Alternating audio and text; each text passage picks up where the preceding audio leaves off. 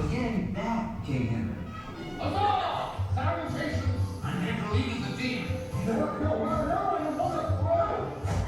Sorcery! Behold my majestic stride! Okay? Oh, I am not. So don't stop with just any insurance when there's State Farm. Like a good neighbor, State Farm is there.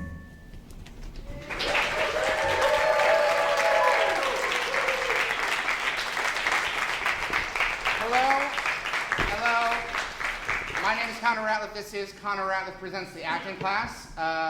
This is a fully improvised one-person show that pretends to be a real acting class.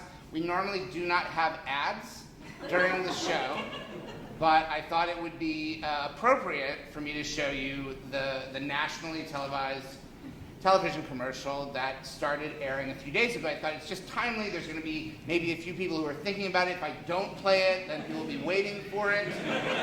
And so I just thought we'll get it out of the way up top. And also I think it might be instructive because it's not an area that we've really talked about a lot in these classes, which is acting for commercials. There are so many different kinds of acting, and yet fundamentally there's only really one kind of acting. Right? Do we understand the logic of that? There are many kinds of acting, but they are all the same kind of acting, and that fundamentally you're trying to get at some sort of basic truth.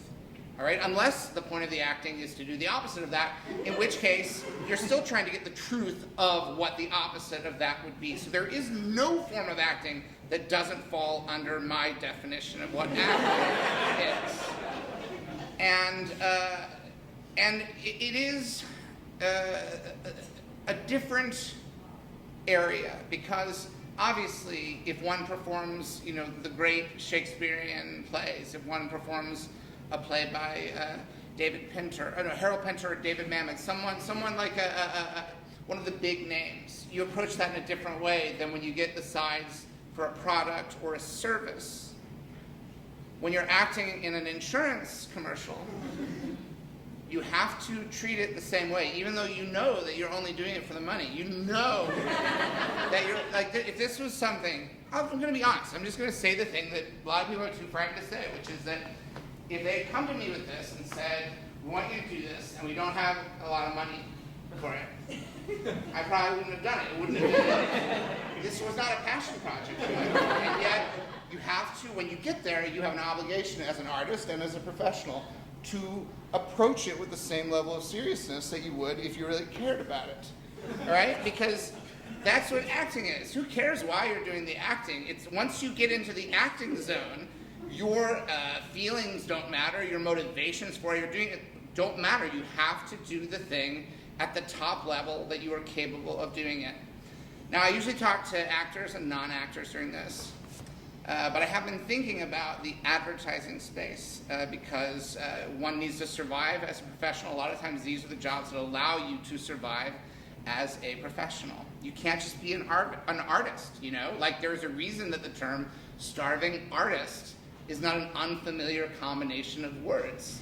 It's because true artists who are above this kind of thing, they starve to death. All of them, with rare exceptions. You will see them just hollowed out on the side of the road, having been depleted of all energy and sustenance, and they die a slow or perhaps quick death.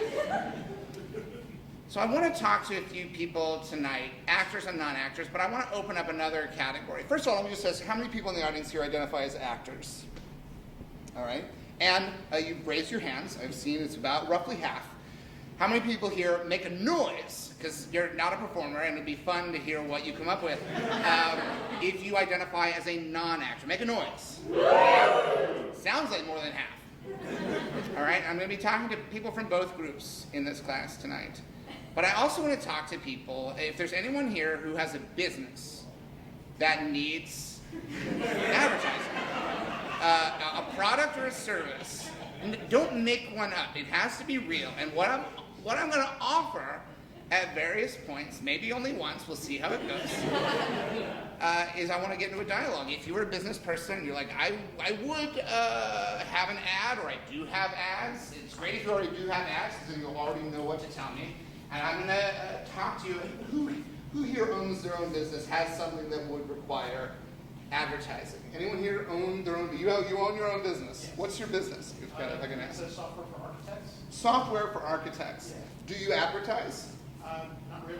You don't, but you would like to. I would love to. But you don't have the money. Correct. All right. I want to say, do not take whatever I'm about to do. I do not authorize this. Don't clip it. Don't pull it from something if it's online and say hey, it's a free app. I am not giving you a free app. I am providing an example for academic purposes. All right, so what's the name of your business? It's called Past Concept. Past Concept, no T. Pass Concept, like pass fail? Correct. All right, Pass Concept. And it's software for architects. And engineers. And engineers. Yeah. The type who build bridges and things? That's right. You have to ask, because sometimes they wear a little hat and they drive a train. All right. They need software too in this age. The way that trains are built, it's all computers. So let me first of all just ask you, if you were to advertise, do you have something in mind? You think, I'd love to advertise with something like this sort of scenario, something that would require an actor. Sure, yeah. An overworked owner of an engineering. All right, and let's give him a name. What's this guy's name? Let's call him Fernando. Fernando. All right. Is this inappropriate for me to be playing this? I want to make sure that I'm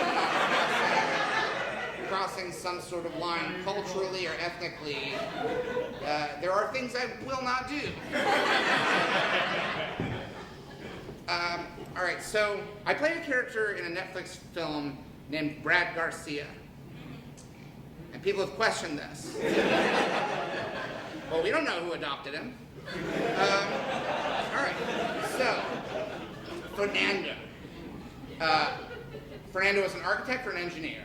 He's an engineer. He actually owns his own engineering company. And what does Fernando have to say in this scenario? What do you imagine would be the thing that would get past concept? He's just I'm overworked. My life is a shambles. I need help. What kinds of, give me something for Fernando to say. Something that would save him both time and money. There's not enough time there aren't enough hours in the day. And my bank account, when I check the balance, I'm just worried for the future of my family. If only there was something that could save me time and money. But there isn't. There just isn't something that will save me time or money. Wait a second, what's this? Past concept, huh? I'm skeptical. How would I find out about this? Is there a website? You can go to pastconcept.com and it'll tell you all about it. This website has all the information I need. Well, that would make things easier, certainly for me as an engineer. It would make my life easier. I'd have more time to spend with my wife and my children. More money to lavish them with.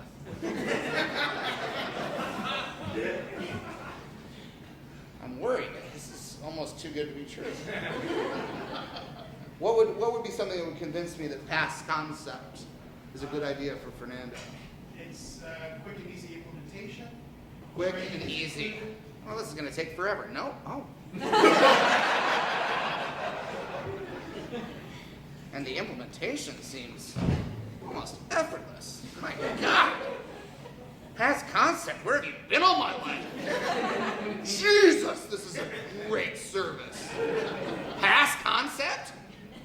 I mean, you've saved my marriage. How much could this possibly cost? $1 million a year? Less than $20 per user. For what period of time? Per month. $20 a month. That's less than $1 a day.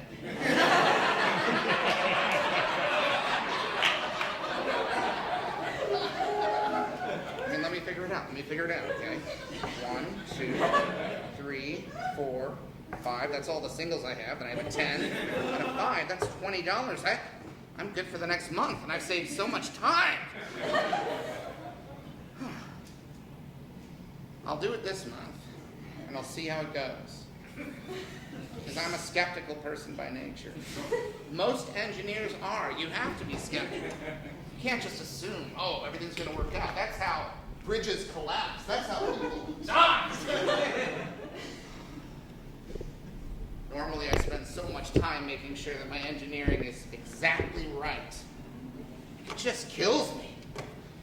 Oh, it's too much. But for the next month, things are going to be a lot better. Just for $20, I was going to waste that money on something so frivolous. I was going to buy, oh, it sounds so silly. I was going to buy a boutique Blu-ray box set of an old television show from the 1970s. And it's not even one that I like very much, but I saw it was on sale on the website, and it was actually $25. I've got $5 left over, and I have time with my family, and I'm not going to waste time on some frivolous thing that I probably wouldn't even take out of the shrink wrap. Let's be honest. I got a pile of boutique Blu-rays right here. Spent so much time cataloging them. My poor wife begging me to come to bed. I'll be there in a second, honey. After a long day of engineering and then cataloging all my boutique Blu-rays, I don't have any time to make love to my wife. I'm exhausted. She's annoyed. The children are awake. They're having nightmares because they know I don't have the money to keep this household going. But now I do. Oh, past concepts. I could kiss you. You're not, and I know I'm just talking to the website right now, but there's people behind this, right? I wish I could meet them. Where would I go to meet the people at Past Concept? Is it just you? No, it's me and a whole other team down in Miami, Florida. A whole team in glamorous Miami, Florida? They must be pretty happy. What with the nightlife down there?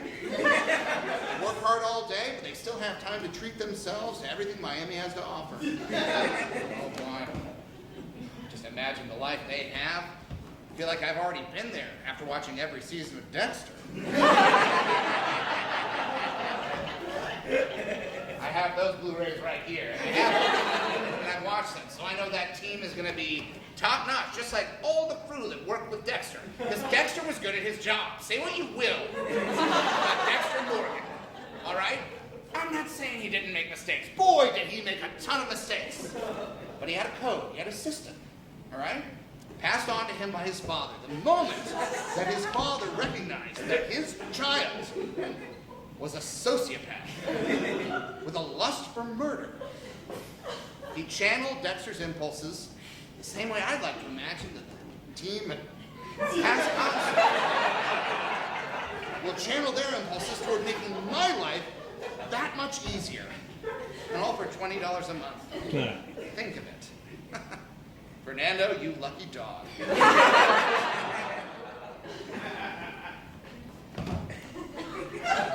How much would that be worth to you? What's your name again? Matthew. If you had the budget, can you imagine that? That's very long for a commercial. We cut it out. But in the online space, you can do it as long as you want. And I have to think, and I'm not shooting my own horn here. I have to think that a lot of what helped, what I think might be channeling a few possible Past Concept clients and customers right here in this room tonight, is that they believed in the wants and needs of Fernando, a human face conveyed through someone who is not Fernando. I am not Fernando. Fernando was a quickly, hastily devised persona designed purely for one purpose: to convey just how high quality and low cost a service Past Concept has to offer. For any of you architects or engineers out there who want to make your lives a little more bearable, but don't want to give all your money away, my goodness, Matthew, if only you had the budget. I want to talk to an actor now in the audience, particularly if there's an actor here who's ever been in a commercial of any sort. I can't be the only one. If I am, boy, I guess it makes me special. But is there, yes, you've been in a commercial. Yeah, I was a like a doctorate student. A doctorate student. A stethoscope. Oh, a medical student. Yes, medical student. Right. So not just like pursuing a doctorate in some other. I was taking an online class. There was like a scene with me and a computer. So we don't even need to strike this set. Just imagine this is no longer Fernando's space. Just clear off. And what's your first name, by the way? Jack. Jack? Yes. All right. And Jack, when did you do this commercial? Like 2 years ago? 2 years ago. So this is, I'm assuming, fresh, right, in your Yeah, memory? it's pretty fresh. All right. And in the commercial, what did your character want? He wanted to become a doctor, I think. You think? This is you've pieced this together based on the fact that he is pursuing a medical degree. So you didn't think that this is some sort of front, the way that Dexter Morgan is a blood analysis. Dark passenger. Yeah, but you didn't think this was someone who's like, I'll make people think I'm a doctor by becoming a doctor, but I'm really a murderer. I mean, Dexter kind of did that. He went and got like a blood Yes, degree. that is why I bring it up as a But you thought, no, this person actually wants to be a doctor. Now, did you think why they wanted to be a doctor? First of all, did your character have a name? I think he was Jack. You know, it was me. That's fine. That's the same thing. That's like Nicholson in The Shining. His character was named Jack as well. So, what did you wanted to become a doctor. You're pursuing an online degree. You have a stethoscope? Well, later on, I guess I became a doctor because at the end of the spot, I like was holding my arms and I had a stethoscope and like I guess the imagery was I've done it. You know what I mean? Right. Well, I mean, I don't know a lot about this. I'm just learning about it for the first time, but these sound like accurate guesses to me. So at first, he's pursuing a degree, and we see you at a keyboard, at a desktop computer, or a laptop? A laptop. All right, so he's got a laptop. Where's he at? He's in his house. He's in his house, but he wants a laptop, even though it would make just as much sense to have a desktop. I know that sounds old-fashioned, but why a laptop? I guess he likes to go places with it? Maybe you can't afford it at times and tough. Oh my God. So it's a sad story of modern day. This little portable computer with a trackpad. Just everything you do has got to be like, well, I got used to it. No, it's just do this. This is what I do, and if I wanted to, I could take the computer anywhere. Throw it up in the air, catch it. Can't do that with a desktop. So that's how I justify a laptop instead of a desktop. Because I think Jack is proud. In my version of Jack, he's proud. He doesn't want to admit the reason he doesn't have a desktop is because he can't afford it. He wants to tell people, no, I actually prefer a laptop. I don't like the mouse. I like the trackpad. Sometimes I go outside with my computer, I'll sit in the grass. It's wonderful. Can't do that with a desktop, so I have a laptop. Oh, when I'm a doctor, though, maybe I will have a desktop. It doesn't mean I was lying now. It doesn't mean I was lying about this. Just some people prefer it. Some people prefer a laptop, all right? All right? I'm not a liar. And then eventually he goes on a journey.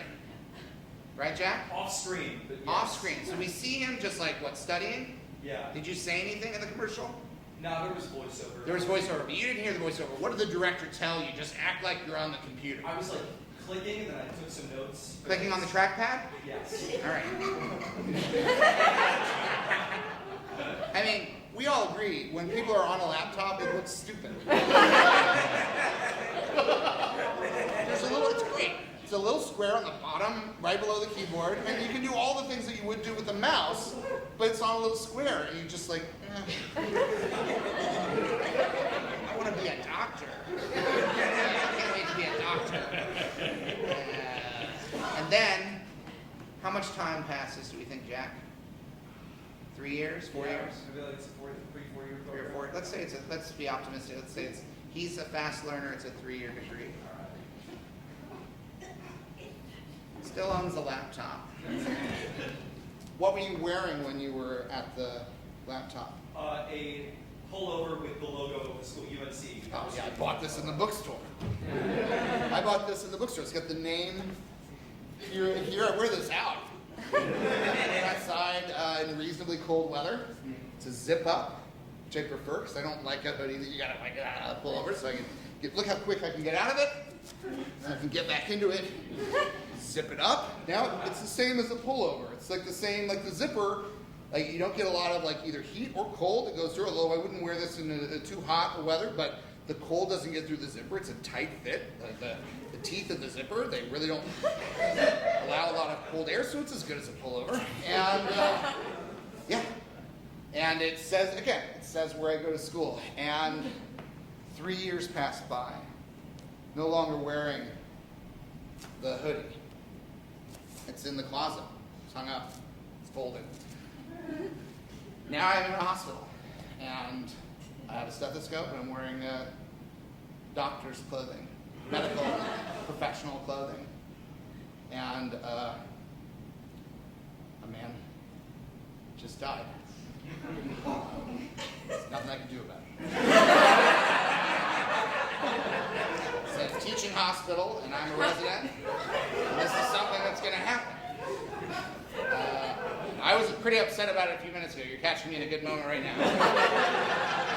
But about 15 minutes ago, I was curled up. I was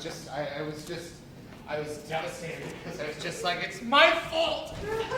It's my fault he's dead. God damn it!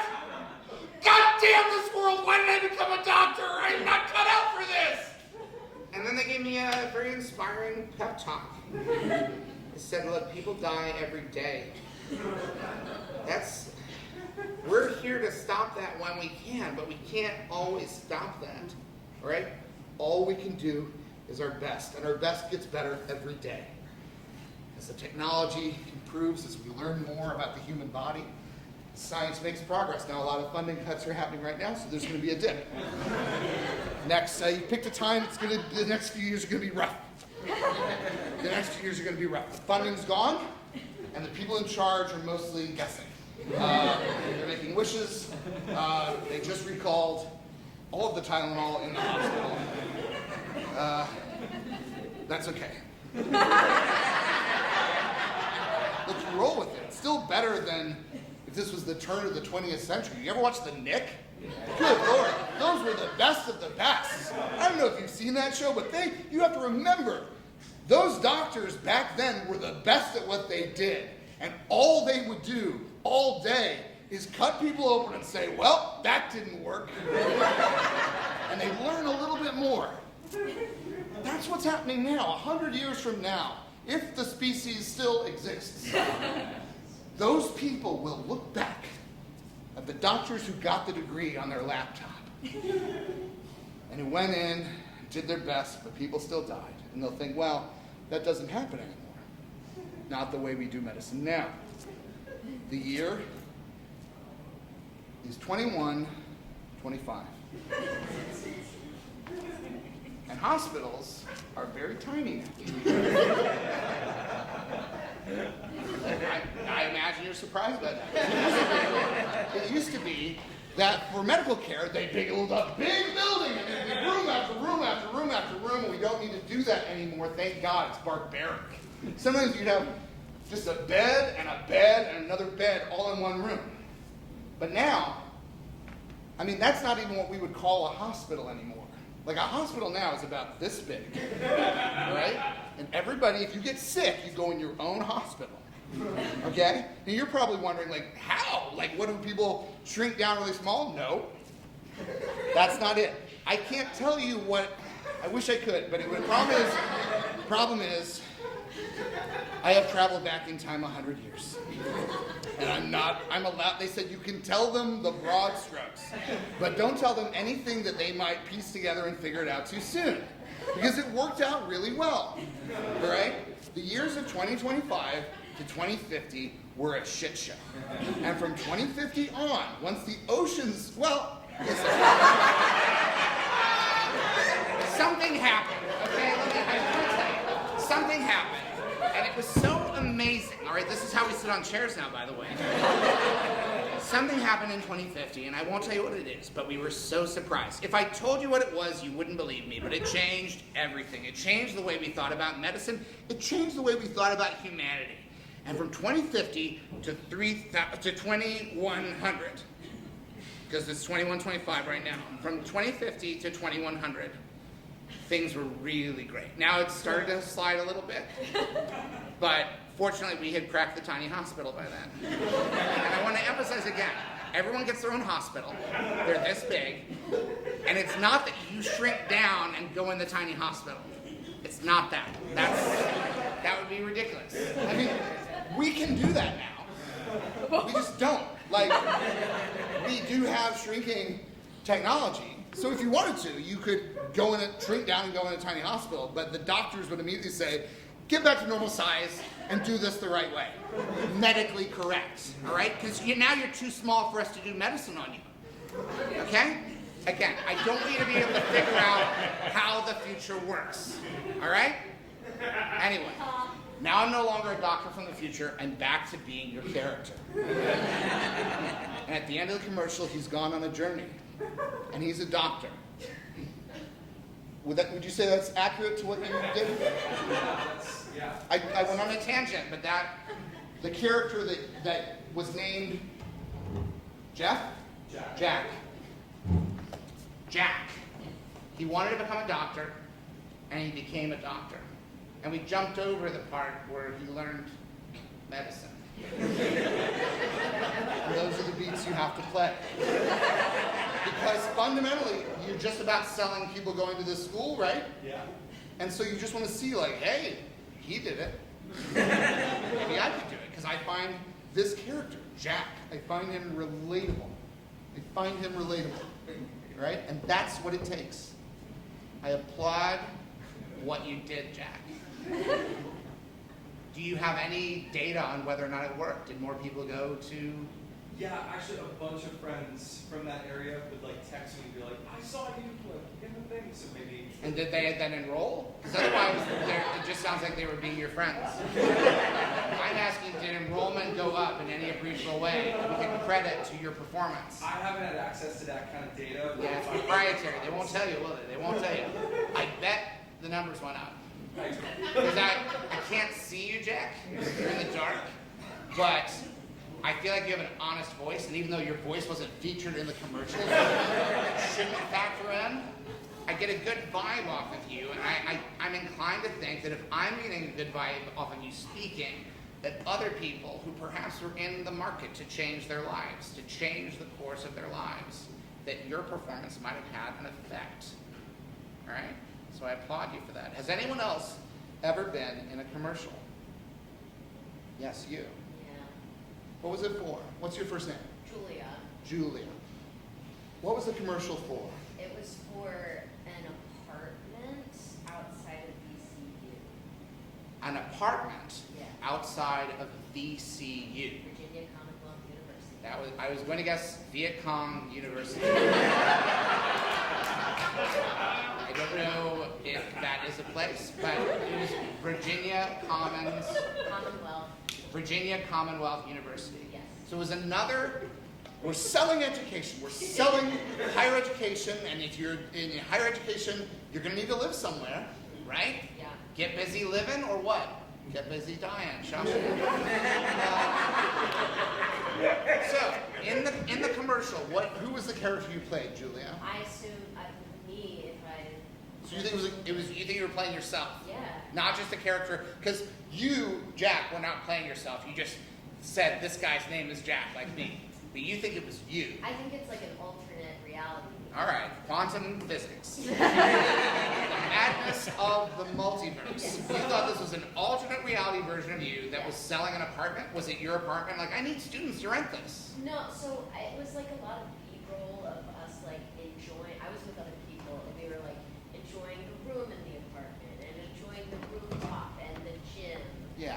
Yeah. So it was a lot. Did you say anything, or was it mostly activity? It was activity. There was a voiceover. Activity, and the voiceover was saying things like, "Man, these apartments are enjoyable. They have various amenities." What did the voiceovers say, Julia? I never watched it. You never watch it, and that's okay. A lot of artists, the process is what you do, and the product is not for us. It's for someone else.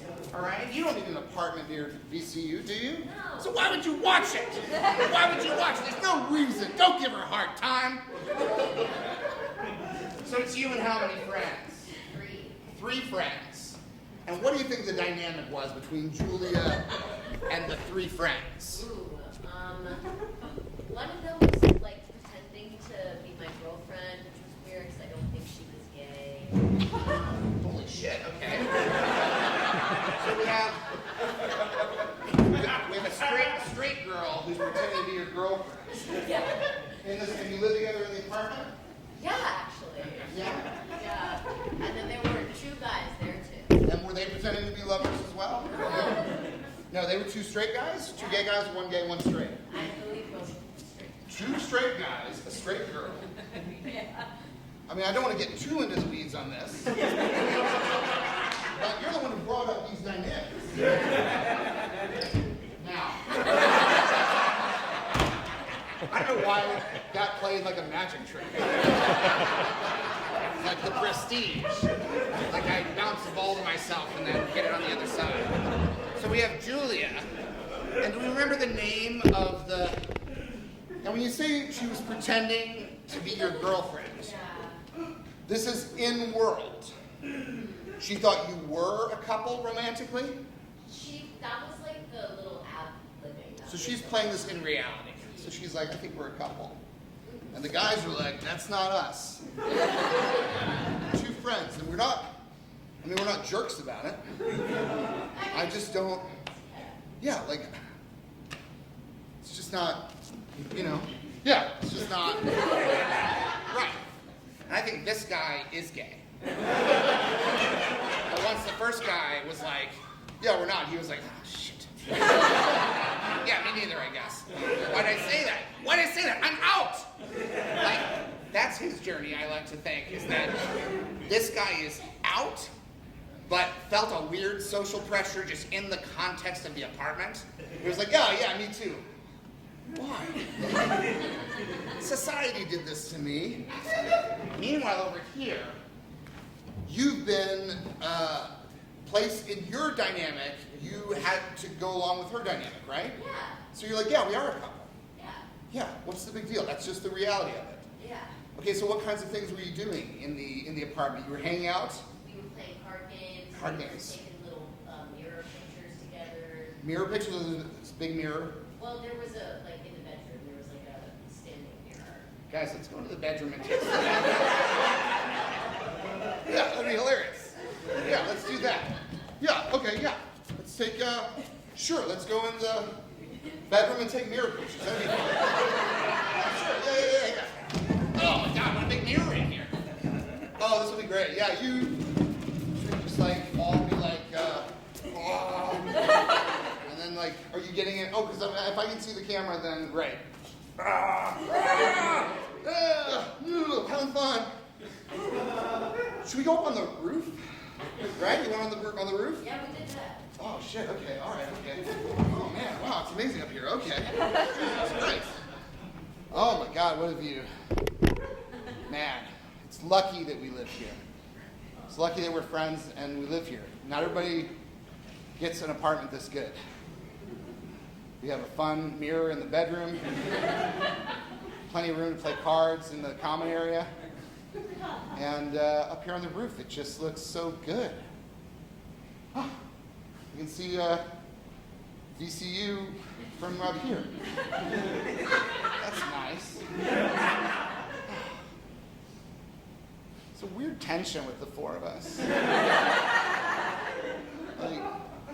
feel like there's another reality. Julia, was it Julia? Because we all just met, right? We all just like met. I hope this isn't weird, Julia. I get the feeling that like in another world, like you 2 aren't a couple. Is that a weird thing to say?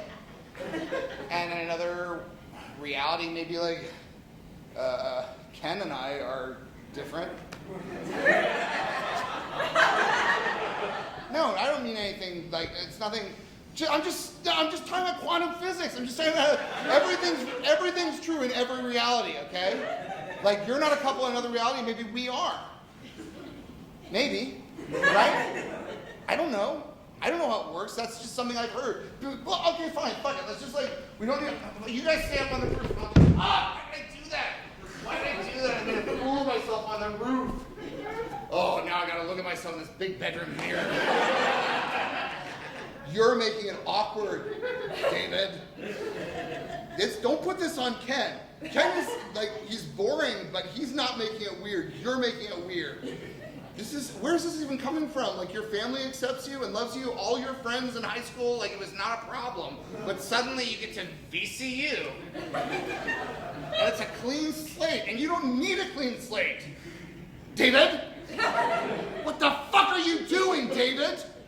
This is a good apartment, and you're blowing it! And then what's the slogan for VCU apartments? VCU apartments? Yeah, what do you think the slogan was in the commercial? I can imagine the commercial ends with like, and you're blowing it! And then what do they maybe say, like, VCU apartments, available now. Live in luxury. Live in luxury. You know, I would incorporate that into David's speech where he's like, This is living in luxury, David! All right, have fun with it. You are causing anxiety where there doesn't need to be any. You're making problems because you don't have enough problems in your life. And isn't that something? Living in luxury. All right, I want to talk to a non-actor. A non-actor here. Is there any non-actor who's willing to talk to me? Yes. What's your first name? Mike. Mike. Is it short for microphone? Unfortunately not, no. What's it short for? Michael? Michael, yeah. All right, but you like Mike. What do you do for a living? I do props and set dressing. Props and set dressing. Do you watch the actors when they act? Yeah. All right, so you provide things for actors to interact with. You pick the things, but then you get out of the way. What drew you to this? You are what I call actor adjacent. Mike, what made you a prop master? Is that the right term? Are you a prop master? The prop assistant. The prop assistant? Is that the goal, to become a prop master? People I like working on You like being an assistant? All right. I don't have an issue with you, Michael. What drew you to props and set dressing? I was always like creative. Actually, I studied engineering and I didn't really end up liking engineering. You studied engineering.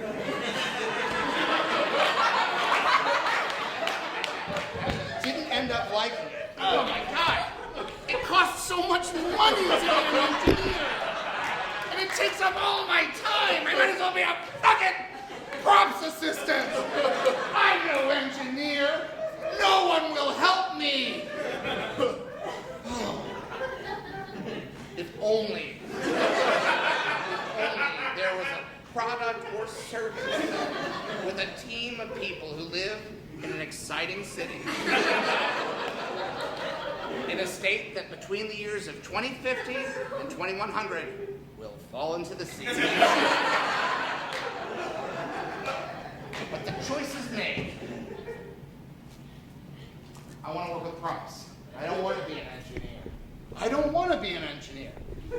Was there a moment watching something? You said you were always creative. Was there a moment that you remember where you were watching a play or a film or a TV show and you saw a particular prop and you thought, I want to be the person who decides what that is? It wasn't a particular prop. I was watching my Community on DVD and had a lot Community. Of yeah, and I had a lot of commentaries. The situation Yeah. comedy by Dan Harmon, created by Dan Harmon. And Multiple seasons on NBC, and then one on Yahoo Screen. And you're watching it on a Blu-ray or a DVD, and it has commentaries on it. Yeah. And they started talking about what? Dan Harmon would always talk about the art department in the show. These are like very well thought out and very funny jokes that they came up with themselves. And no one's really seeing like people on set. Right. And that kind of. Because props can be funny, set dressing can be funny. Yes, and you were excited by that possibility. So they were talking about the art department. You thought, that's where I want to be. Had you ever been tempted to be an actor at any point? You ever been in a play in school or anything? Not at all. So you're like, I do not want to be in front of the camera. I don't want to be on the stage. But I'm creative, and I'm no engineer. It's too hard. But I want to be the person who comes up with who solves a lot of the problems. We need a thing that's like this. And you're fine. You're like, well, what about these? Well, I got some options. I got these, and I've got these. How do you do your presentations normally on a project on average? Is there a table? Do you have a table that you set things on? Do you have photographs? Our props don't tell you usually have a table to like things that whatever. You have a photo for a movie and you go and like somebody say, Give me an example of a memorable prop that you presented some options for. Or a standard one. It doesn't have to be memorable. Just one where it's like, oh yeah, there's always like, well, we got these bouncy balls. I got big bouncy ball, red bouncy ball, little red, big red, blue bouncy ball, medium-sized blue bouncy ball. I didn't know how bouncy you needed, so you want to test these out. This one doesn't bounce that much. This one bounces like crazy. I put a number next to each of the balls that indicates how bouncy they are. You can obviously tell their size from the way I've lined them up. And I have a big bag of other alternates here, if you need them. None of these work? Okay, great, fine. Okay, all right. Okay, well, I'll present a bunch more, because again, I have a lot of options, but it's taking a while to line them up because they roll. So it's not the easiest thing in the world. Those were, I think, the best ones, so I'm going to keep them there because I think you're going to want to come back to these. But these ones, in my opinion, are not as good. But maybe that's what you want. And I don't mean that what you want is not as good. You just might want something different. But I think these sort of speak for themselves. Make sure I have the right bounce numbers.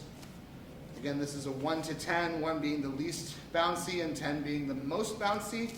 I honestly think if you want it bouncy, I think the ideal range is in the 4 to 6 zone. I think these 10s are too bouncy. And I think the 1s are not nearly bouncy enough to the point where I would actually argue they're not bouncy at all. They would just like hit the floor and that's it. There's a little bounce, but it's not, the camera won't, unless you're right in with like, again, this is, you don't want to try any of them? Okay, you just know these don't work. Okay, that's fine, that's fine. That's okay, because that's part of the job, that's part of the process. Every now and then, someone's really picky. And I'm not saying that you're picky, I'm saying there are people who really run you through the ringer. And again, this is why we have options, right? We have lots of options. So that's the B bag, this is the A bag. Again, those are the ones that I think are the best bouncy balls. And these ones, I'm going to say right now, some of these are not even balls. They have corners, these are blocks. These are wooden blocks, they do not bounce. And that's what you want? Okay, well, you know what you want is a wooden block. That's actually not on me. You don't want a bouncy ball at all, you want a wooden block. And that's the kind of imagination you have to have in this job, is you have to be prepared that the demands will be not only unreasonable, but unfair. And it's your job to just get the stuff they need, right? Not to complain about it. Not to say, oh, I had to pick too many things. I didn't get into this business to complain that I had to pick too many things. I had to make too many choices. If I wanted to complain about that, I would have become an engineer. I'm in the art department, motherfucker. All my friends. We're all in the art department. Yeah. We have a great time when the cameras roll. We watch our props, we watch our set decorations, our set dressing, and it looks great. And if it doesn't look great, we fix it. So it always looks great by the time the public sees it. I've never been embarrassed by something that I provided to go in front of the cameras. Not once in my life. Is that true? I would say that's not true. What have you been embarrassed to put in front of the cameras? Especially like if something like not quite done, it's like it's what you got, so you have to use it. So it's, What's an example? I want a specific. What's a prop that was not quite done that we can all go check out? If we can find it, you don't have to name a specific thing, but you can say like, oh, there's a big carrot, a big fake carrot. It's supposed to be an oversized carrot, and it just doesn't look like a real carrot. And it was supposed to look like a giant, like they had made these overgrown vegetables. Give me a specific. I know this one's made up. What was embarrassing? it's not really, it's mostly like something like the other day was like they need to cut a cord, and the one we had cut it, but it was like a little bit big, so the acting actually didn't really look like that. cut it was the only option that we had that would work. Right. It was a cord that needed to be cut, and you didn't like the way it looked when it got cut? The actors didn't really like it, so it was too big for them. It was too big for the actors. The cord was too big for the actors to cut? The tool? Yeah. The tool was too big? Yeah. Giant fucking scissors. I can't barely lift these. It's like, I'm going to tell you something, though. You don't need to be embarrassed for that. Okay? All right? You don't need to be embarrassed for that. The actor, it's their job to make it look like the thing that can cut things. Right? That's the actor's job, I think, in this scenario. I think the actor let you down more than you let the actor down. Now, that's my bias. I'm always going to be harder on the actor.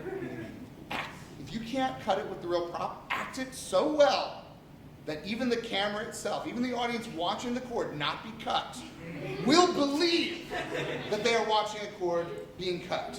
Ah! I've cut it! Now, maybe, we don't know whether the studio, the producers, the directors, they might not allow that line to be included. But a little pan of the camera, a little whip pan of the camera, we pan away from the actual cord at the moment of the cut, and then the actor says, "Ah! I cut it now!" And no viewer at home is going to be like, I bet they couldn't cut that cord. That seems like shoddy art department work. No one at home says that, because the actor sells it. The prop person in the art department, you provide what you can, and the actors have to act it accordingly. It's their job to act it accordingly. They have to. They have no choice. I want to tell you, the day I was filming that State Farm commercial was one of the most physically painful days of my life, because it was so hot outside, and I'm wearing so many layers, and the shoes that they had were so painful that within an hour, I was just like almost hobbled over in excruciating pain, because they were just flat wood shoes. They were like period specific shoes that you can barely even see in the commercial. At no point does anyone look at my shoes, but my feet still hurt from that commercial. And that's no one's fault. It's no one's fault. It's just what happened. And that was me. What I did was I pretended, well, maybe this character is in excruciating pain. And it works with the text. But I was given, yeah, he would be having a rough day. King Henry would be having a rough time. His feet would hurt, so this is good. This is actually a good thing. And you roll with it. The cameras are rolling and you roll with it. The cameras are rolling and you roll with the cameras. Thank you for sharing your experience. I want to talk to a non-actor who does not work with actors, someone who works outside of the entertainment industry. Yes, you. Yeah. What's your first name? Gwen? Gwen? Yeah. Gwen, what industry do you work in? I'm a psychoanalyst. Psychoanalyst. Yeah. The human mind. Yeah. All right. You don't prescribe things. Right. It's the Freud lying on the couch kind of stuff. Yes, talk therapy. Yeah. This is adjacent in a way, because in order to be an actor, you have to understand the mind of your character. Do you have any patients, clients who are actors? Yeah. It doesn't violate your oath, you can say. I know. Yeah, you know your oath, I just want to make it clear. I can feel an energy in the room like, you can't ask that. You can't. I can't ask that. I can ask whatever I want. So do you feel that you understand the human mind? No. No. Are you fascinated by the human mind? Sometimes. Are you continually surprised by the human mind? Yeah, definitely. So it's a fascinating thing, isn't it? When you deal with actors, are they different than non-actors? The way their minds work. And when I say they, I mean mind. Yeah, everybody's different. Everybody's different, but actors. Are they a specific kind of different, or they just fall into the just everybody's different? I think I maybe just had one actual actor. One actual actor. Well, I don't know, it's hard to... Life is hard. I know. What do you think about the part of the human mind that pretends? That's most of it. I mean, that's most of what we're aware of. Most of what we're aware of? is just the part that's pretending. Expand on that. It's How long have you been a psychoanalyst? 3.5 years. 3.5 years. Okay, so this is relatively new. Yeah. Like, you're new on the field. Definitely. You're hungry for the experience of helping people. I wouldn't say that it's about helping people. Fascinating.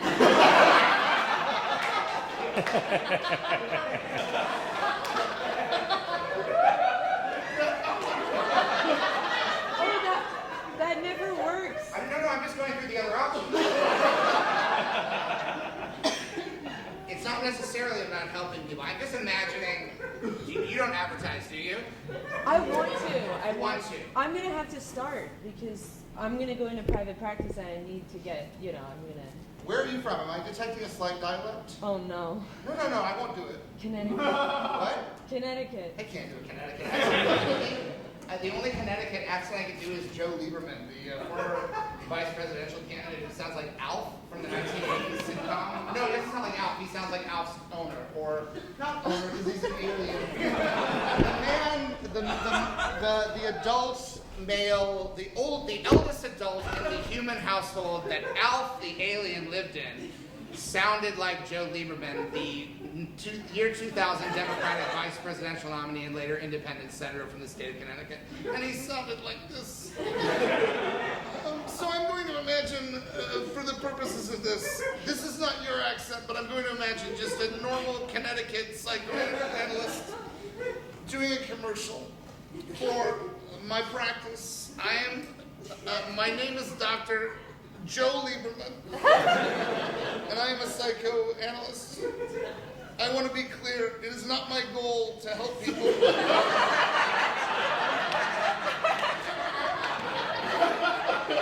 That is not why I do what I do.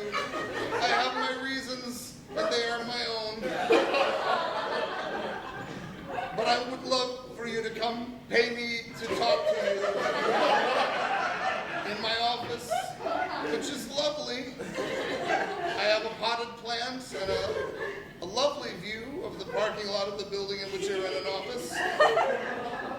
And what would you say in your commercial to sell your practice? It's not that the analyst talks, it's that the patient pays for the analyst to not talk.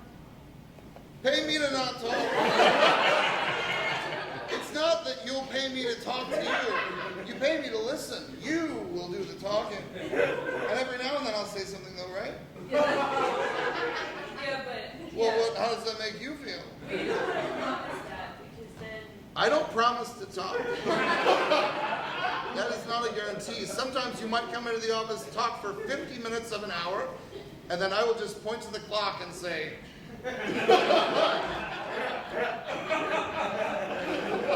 that means you have to leave. The hour is up, by which I mean 50 minutes of the hour have passed, and you must leave. I can't do hour-long sessions because there's got to be a little bit of a buffer. People to get out, people to get in, right? It's not that I'm trying to shortchange you.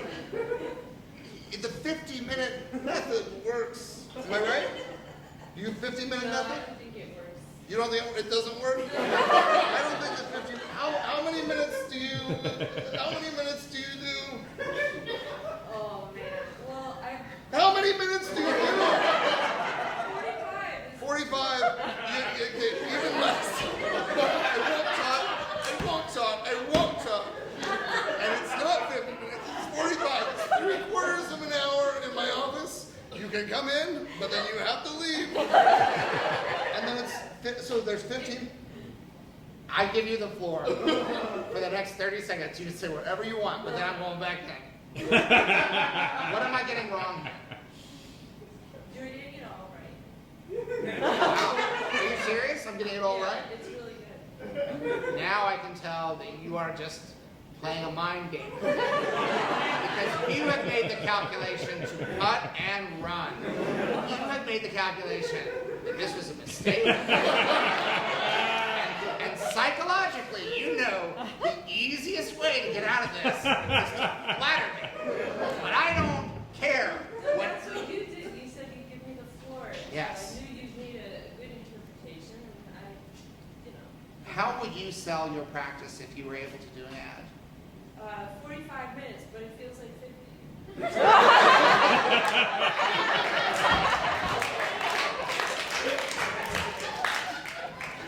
You know my catchphrase. 45 minutes, but it feels like 50. That's what you'll be saying, because you'll be the only one talking.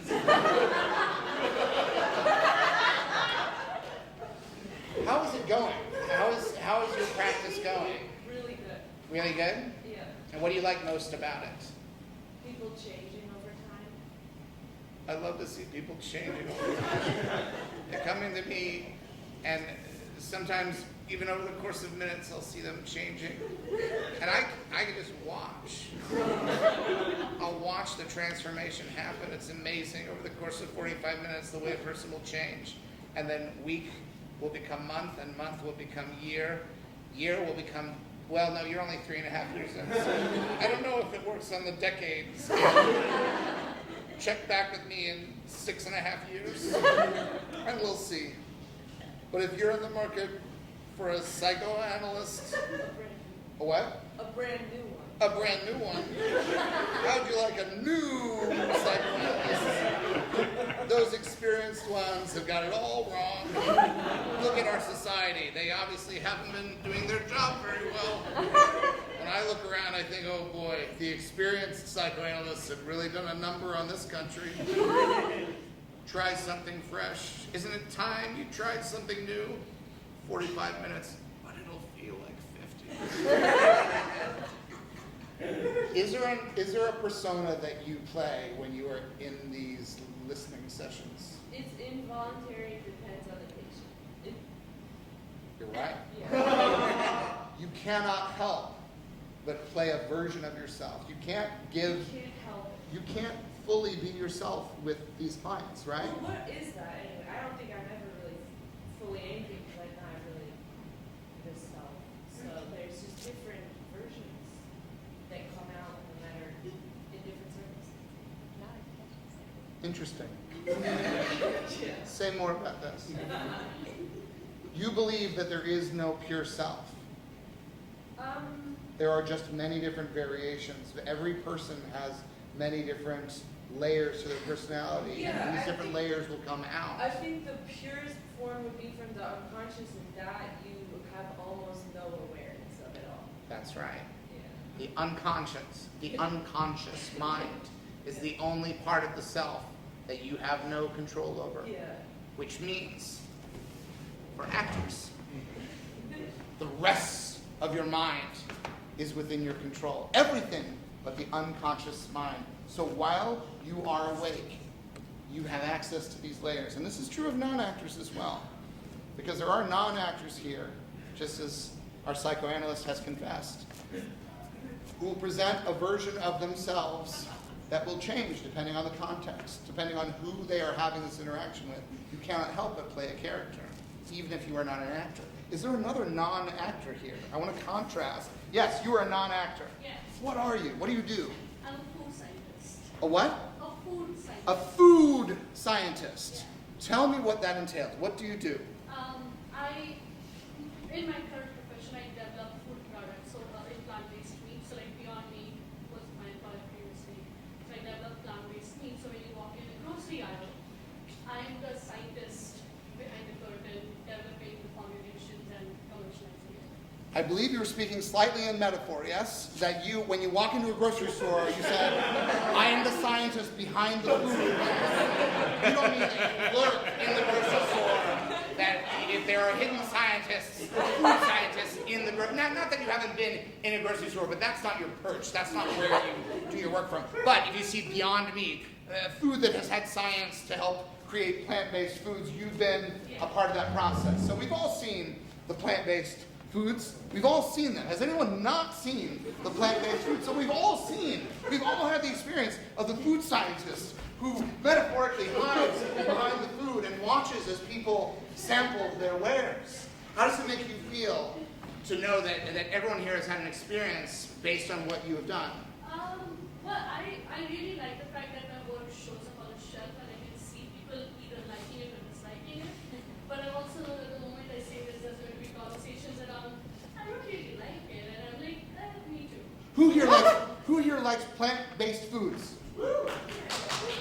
here hates them?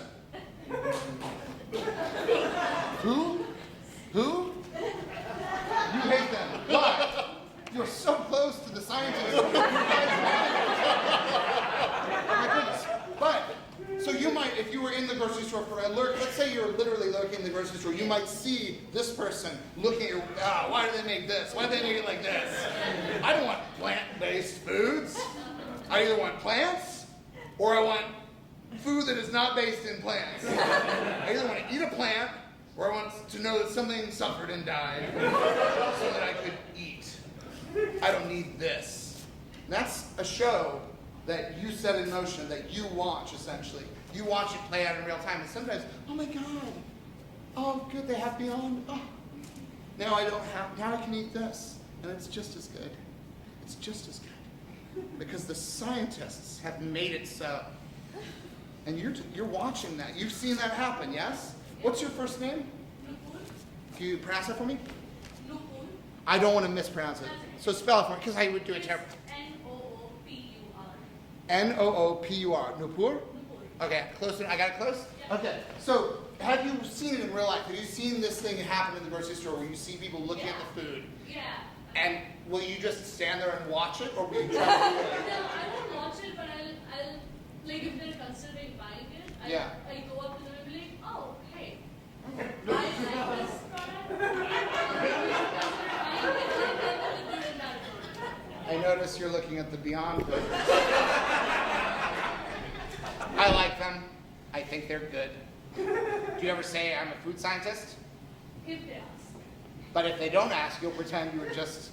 Well, Have you ever lied and said you were something else? I'm a construction worker. I build office buildings, like office parks, like just, you know, a construction worker. You know, I wear a hard hat, and I like those meat patties. They're not meat, they're plant-based. I'm not a food scientist. I am a construction worker, and I approve of what you're... Oh, you're not gonna buy it. Well, then I'll buy it. That's more for me then. Okay, you are buying it because of what I did. You are an actor. Because sometimes you'll say, yes, I'm a food scientist, and sometimes you'll just gloss past it, let them believe whatever they need to believe about your character that you play in the grocery store. I think it's wonderful what you do. And it doesn't, you don't have to eat it. You know, like, it's okay. Yeah, not everybody has to like everything, right? Not everybody has to like. I'm sure there's people here who are like, why did we come to this show? That's fine. You don't have to like the show. It's not one of the rules. There's nothing that says you have to like anything ever. It's okay to not like something. Just as it's wonderful if people like something. I like that too. I think this is, what do you think would be? What do you think? Is this normal? Is this a normal way that I'm talking about something? I do think it's normal. Thank you. I want to close by asking 5 essential questions, and there are no wrong answers, although there could be. But I need 5 people to volunteer. Just 5 hands up in the air, okay? 1, 2, 3, 4, 5. Okay, so we're gonna go. What is acting? It's pretending, exactly. That's all it is. It's just pretending. All right, who is next? Who's next over here? Yes. Yeah. Where is acting? Anywhere and No, you got it. Just stop. Like when you got the right answer, just stop. Anywhere. Where is acting? Anywhere. So what is acting? It's pretending. Where is acting? Anywhere. Why is acting? To affect people and impact people. To affect people, to impact people. A wonderful answer. See, you can. Over here, there was yes. How is acting? By being. By being. 100% correct. And finally, over here, where was it? Yes. Who is acting? all of us at times. Class dismissed.